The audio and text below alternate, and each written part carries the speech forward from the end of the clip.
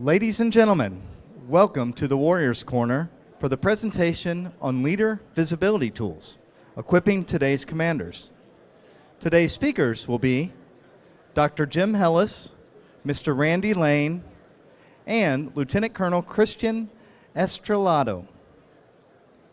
As a friendly reminder for the question and answer portion, before proceeding with your questions, please wait for the microphone so everyone can hear. At this time, let's welcome Dr. Helis.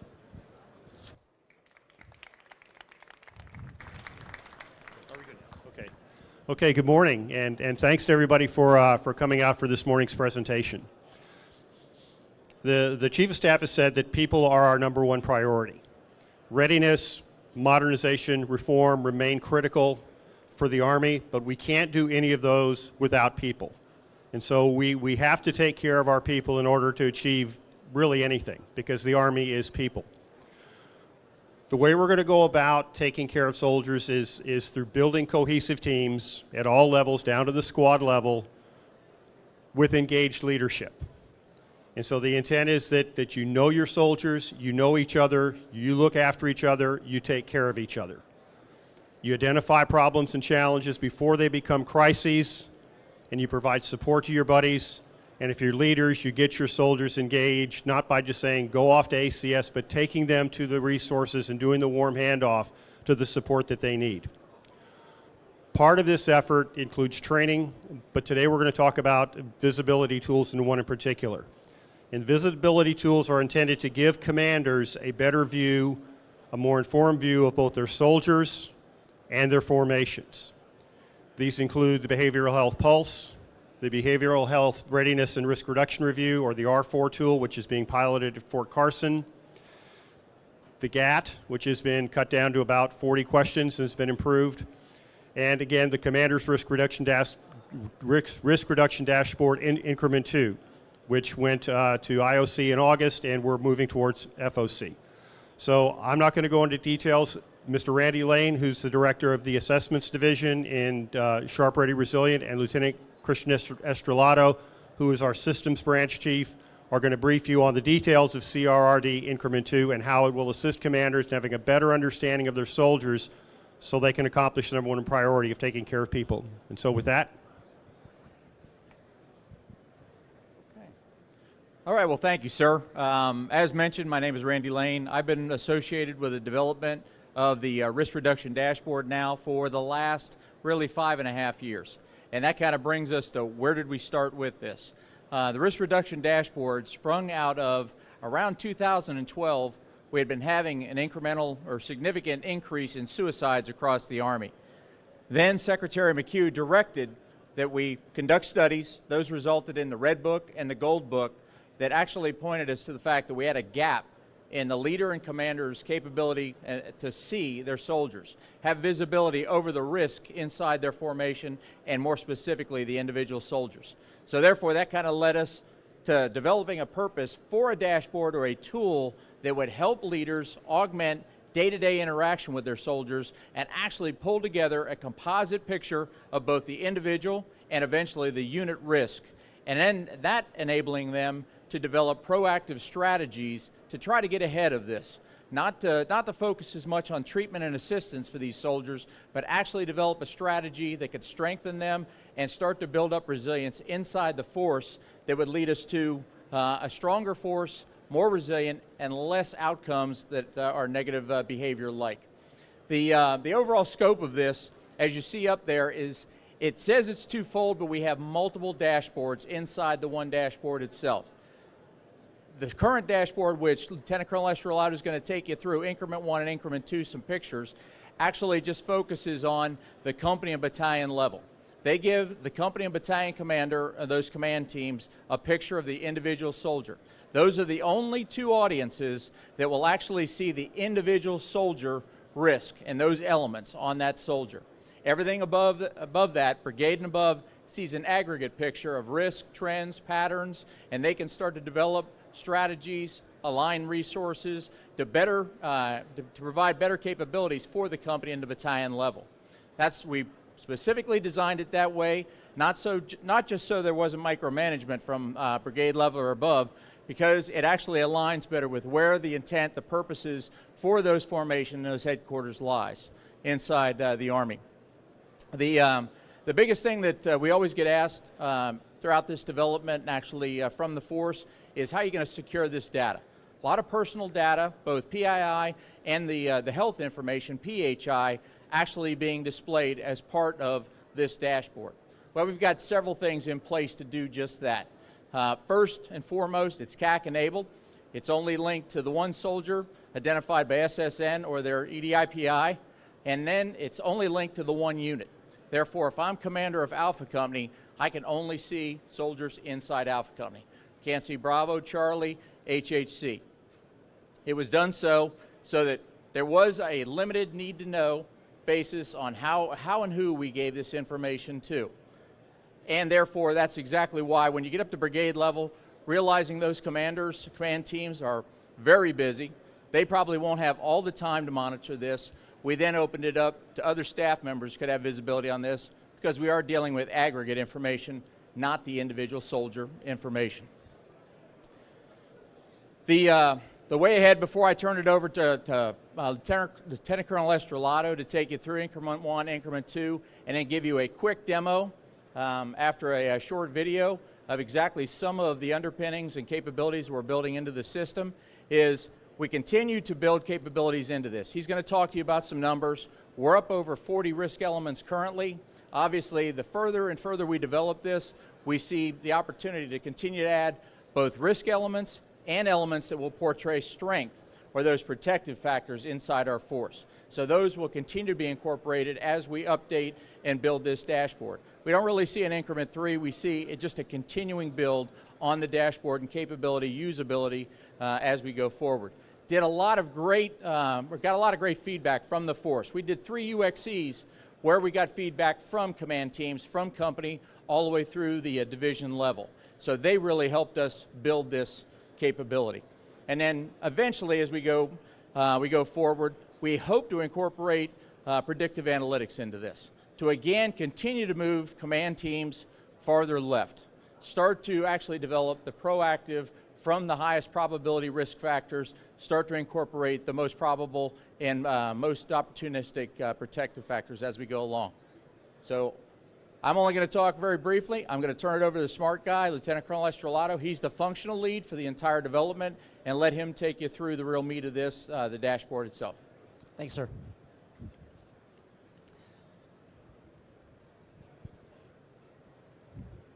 One second. Oh, first of all, thank you very much, sir. Who's heard of the Commander's Risk Reduction Dashboard, Increment 1? Great, several of you. Okay, so just to walk you through that, it is a web-based system that is currently deployed to active Army. There's about 70% of the commanders that are using this system. It is 12 risk elements currently, expanded to 21, and as Increment 2 rolls out, expands even more. We've bucketed, as you can see actually in this call-out box, that it's a simple depiction of soldiers' personnel, law, and medical information in a snapshot. The only people that have access to this is battalion commander and company commander. In Increment 2, we actually expanded that, where now you have the 40 elements, and then we're talking about command teams. Command teams consist of your battalion commander, command sergeants major, company commander, company first sergeants. Right, so I've expanded that visibility at the direction of the Secretary of the Army and the Chief of Staff. They're very adamant to go ahead and have that down to the command team levels, to go ahead and give it to where the rubber meets the road, to have that intervention and prevention strategies inserted to where soldiers and family members need help. We have 28 additional information and risk elements. We've expanded the legal aspect, medical, and the personnel information. And you can also see in the call-out box, we have soldier's picture. We didn't have that in the first increment. Now you know who you're dealing with. Sometimes these commanders get soldiers in, they don't know who they are. It's good to have a face with a name. And as you can see, temporary profiles and what we call the running man at the bottom there to show the profiles of your soldiers and how your unit is in its entirety.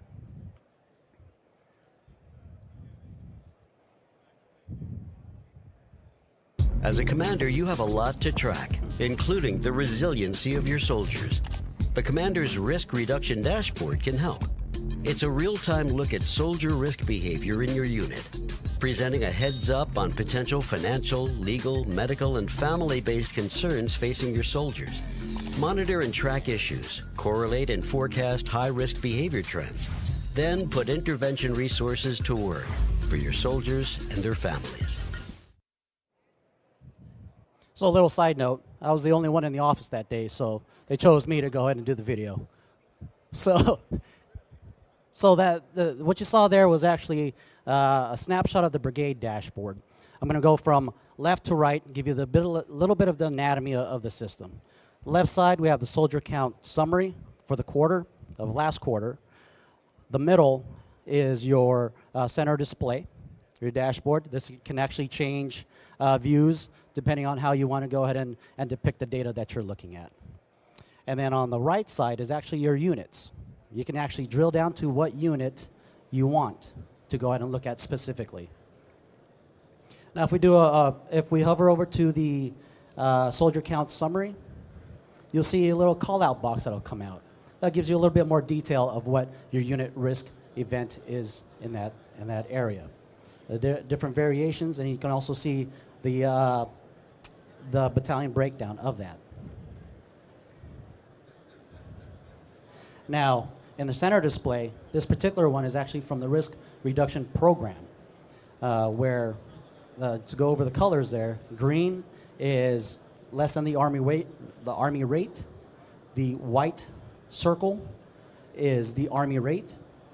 The yellow or amber is your greater than the Army rate, but less than twice the amount. And then the red is twice the Army rate, or greater than twice the Army rate. And then if you're outside that circle, well, we got to put some more emphasis on what to go ahead and do to reduce some of that risk that actually came out of that whole bullseye chart. Now, if we hover to another spot in this dashboard, let's say all of the information, you have a different call-out box that comes out. You have a different variation of what that data consists of. So you have different ways to go ahead and determine how do you want to present this data? How do you want to read this data? And that was kind of important from what we received from the field was we wanted different ways to go ahead and view this information. So we did that in this system.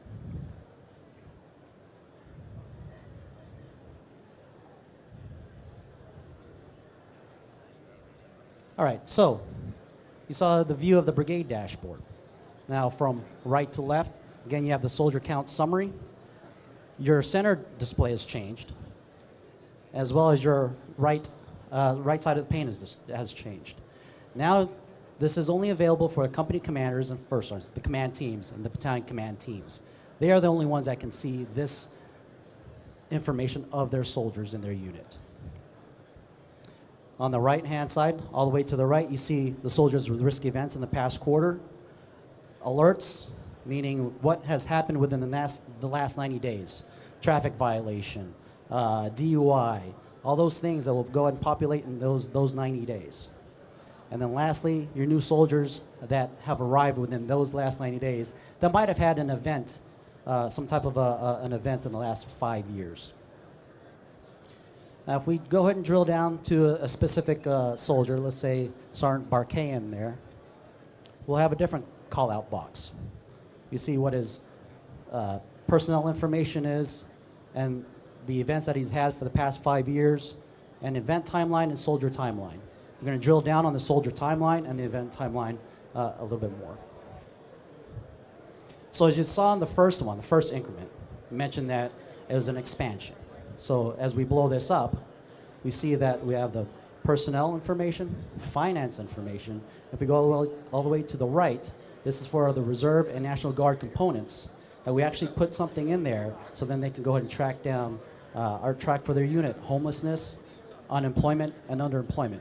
They saw that as a high topic for them for us to go ahead and help them track. They have no system currently that tracks that, and we're there to go, and we built that into this system to go ahead and help them do that. So then they can go ahead and insert their mitigation strategies, intervention, and prevention strategies to help that soldier or that family out there in 54 states and territories.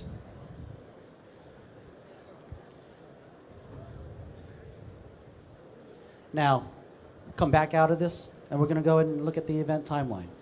Remember, this is a commander's risk reduction dashboard. So how does this play out? Well, let's look at this one. I forgot to caveat that if all this information is fake data, so if you start trying to do the math, you're going to have to take off your boots or whatever else, or go to your neighbor and start counting toes and stuff, because it's all fictitious. Just like these dots and stuff, right? So we talked about Sergeant Barkan. He has some issues or whatnot. We see his history. Or before, we didn't see that history. Now we've flattened it out, laid it out, so you can go ahead and look at, okay, where did we insert, or did we not insert help? If we did it work out? Great. If it didn't, what else can we go ahead and do? That's part of the whole risk reduction portion of this system. And for the commanders to go ahead and look at and determine what type of help does that unit, does that commander need to go ahead and do. For example, Army Community Services Program, the ASAP program, Military One Source if they want to reach out to that, AER if they want to go ahead and reach out. So all those different various programs that we have in the military or in the installation to go ahead and help out that soldier or family. That's in toto. In this one, you can actually drill down. Let's take law enforcement alcohol offenses. You actually can go and drill down to specific case numbers that the soldier may have and the like. So to caveat too, commanders have this information. They see this information. All we did was put it all into one dashboard. They take data, or we've taken data from different sources and put it into this dashboard. And it's only going to improve as time goes on, and as commanders tell us that we want to see X, we want to see Y, and we go ahead and expand on that one to go and help that commander out and that unit out.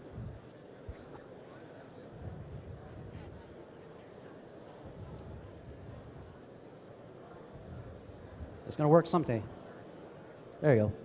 So, mentioned different center displays. Here's our various center displays that can go ahead and be viewed at to go ahead and determine how you want to go ahead and portray that information to your leadership or whatnot, or how you want to go ahead and help out. Penny, your questions? Sweet. Could I start off before the very first question? I was just talking with somebody, and I wanted to actually make a point here that I think is very important. We don't require any inputs for this data. This dashboard is fed by authoritative data sources. So all this is really bringing together the picture, and again, from information, quite frankly, that the command team can get right now. Some of that is at their fingertips from the ability to log on and see them from the database, but most of that is from contacting agencies or programs on the installation as they go forward. So we feel that, roughly estimating it, we've cut their time to actually gain this picture by about 80%. We think what used to take them a week, they can now do in less than a day with this to get themselves a good picture and develop strategies. Sir. Hey, just a quick question. So we got a briefing before this on multi-domain ops. Are y'all doing anything jointly, like with the Air Force and the other services, as far as a joint dashboard? The second question is, I didn't see any deployments or combat-related incidences per soldier. So that could be a player, I guess, in their mental, readiness. Great question. Are we playing with Air Force, Navy, Marine Corps? We have talked to them. Marine Corps actually has their system out called CIRRUS. I forgot what it stood for, but there's some word in there that says readiness. but we've been talking to them. Actually, Navy we've talked to, OSD we've talked to about this type of system. But for us, as we go ahead and deploy this out, again, as stated by Mr. Lane and Dr. Helis, we've only been operational for about 3 months. So as this thing generates some more interest, I'm sure that the Navy, Air Force, and the like will go ahead and be interested in doing looking at the risk reduction dashboard. And your second question, sir? So I didn't see any, like, if the soldiers have been on deployments or if they've had combat-related Okay. deployments and things like that. So the second question is about deployments. There's actually, if I can go back 2 slides, if this thing worked. If I go back 2 slides here, we do have a deployment portion that we populate. And the deployment is not so much as Afghanistan, Iraq, Syria, or China, or wherever we're going to. It's going to be maybe NTC, right? Some other training event, insert here. So then it shows cuts that you're alluding to is where are the cuts in the time that we saw a tick of issues. Did we insert the intervention prevention strategy or not? And then did it dip down or did it go up? So to your point, sir, we have that. It's just not depicted in this this set. Sir? Yeah, so my question is, so I know this is geared towards the active Army, and I can understand the challenges of, sharing this, extending this to Compo 2 and Compo 3 National Guard and Reserves, but are there any plans to roll this out to Compo 2 and Compo 3? I'm a Reserve Brigade Commander now, and I could absolutely see myself using something like this. Great, sir. Actually, we did. We just trained up the National Guard, 24 states, to include Guam, about 4 weeks ago on that one. The alcohol and drug coordinating officers or their equivalents, we trained them up in San Antonio. They should be rolling that out shortly. Our pilot area is actually the South Carolina National Guard. So they've been they're rolling it out to their commanders and command teams on that one. And thank you, sir, for that emphasis about being the brigade commander and actually looking at this to go and roll out. Sir.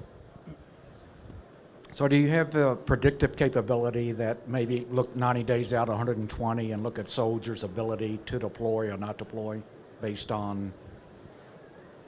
I'm going to hand that to Mr. Lane, sir. Sir, it's not ready for implementation inside the dashboard, but we have a separate modeling effort ongoing right now. We have about 7 models in the works out on the West Coast with the Army Analytics Group that have shown some good promise, some a little bit more complex that we're not as confident in. So we're not quite there, ready to roll. We've built in the placeholders for them to go in here. As a matter of fact, if we were to show you the full-up dashboard, you'd see there's one space holder in there for audit C-score for problem drinking. That's one of the models that we've worked. That's one step, obviously, is being able to incorporate that into this dashboard, and we've already started to think about that. Then we've got a whole nother issue about the policies associated with predictive analytics and whether we're ready to accept that and talking probabilities and taking action on them. That's going to be an interesting discussion as we move forward. Thank you. Now, if I didn't mention it before, we actually have this deployed out to actually 400 plus command teams and 142 to 200 risk reduction coordinators and alcohol and drug coordinating officers, all compos. So we're actually currently at USARPAC. Well, give it a couple hours, they'll be training a team out there on the system. Hey, sir, Major Connolly, Army National Guard. Yes, sir. Where are we getting the built-in data for the reserve compo under deployment and unemployment data?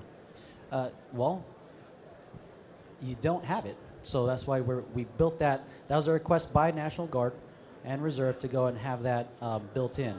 So that's what we did as part of a reporting mechanism for your command teams to go in, or your unit administrators to go ahead and go in, talk to the soldiers, and determine are they in one of those 3 categories, and how to go ahead and help that soldier out. And that was definitely emphasized during about 4 or 5 meetings we've had with National Guard and Reserve. Christian, can I expand on that? It's a great question.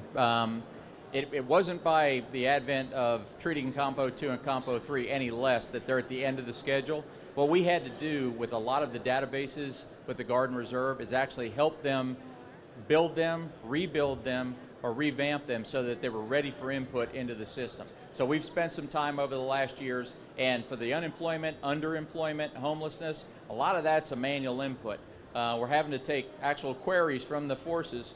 Brigade Commander shaking his head. He knows exactly that problem. All we're trying to do is codify them so that we'll actually show them as they align with the rest of the factors. Because right now a commander probably has a decent idea in those areas, but not how they stack up with relationship to the rest of the factors that they'll see pulled in from things like ITAP DB and some of the other personnel and risk elements.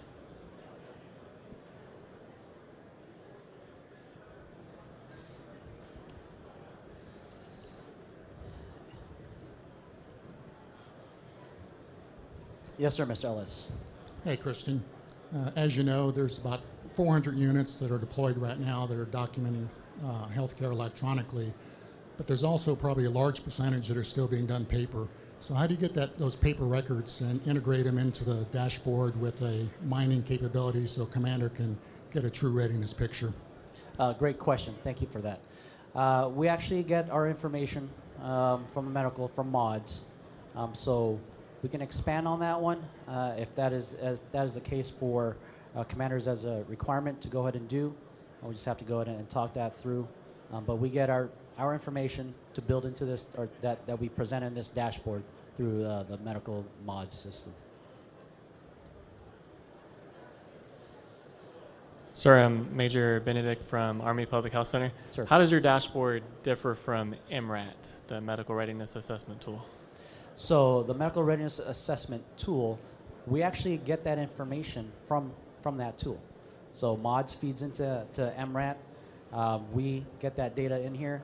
If I can go back 2, please.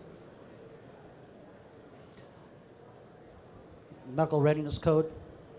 It's not populated here, but we get that information from the MRAT on that one. And then also that feeds the profiles. So we get that profile information and populate it into this system. The difference is the commanders still need to go ahead and sign off on those profiles in that MRAT. So again, this is a dashboard that gives the commander a quick snapshot of his or her unit and act where they need to go and hack, insert prevention and intervention tools where they need to go ahead and see fit.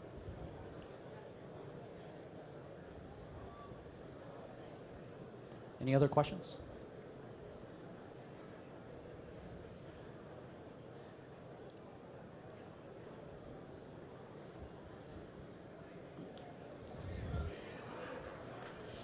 Okay, well, thank you very much for attending.